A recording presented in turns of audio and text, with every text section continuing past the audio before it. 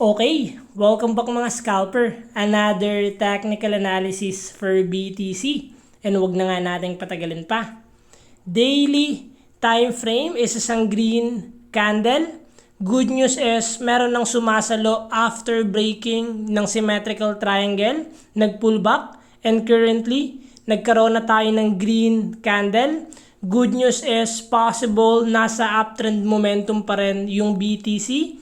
And silipin natin yung possible scenario sa lower time frame. So, BTC is still creating multiple higher low and trying to break na yung previous lower high. So, nag-gain na siya ng momentum sa uptrend. And currently, nagkakaroon ulit tayo ng another pullback kay BTC.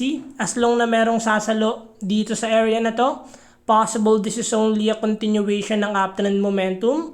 As long without breaking this trendline support and this previous higher low, possible magkaroon tayo ng invalidation sa uptrend momentum and magkaroon tayo ng sign of weakness.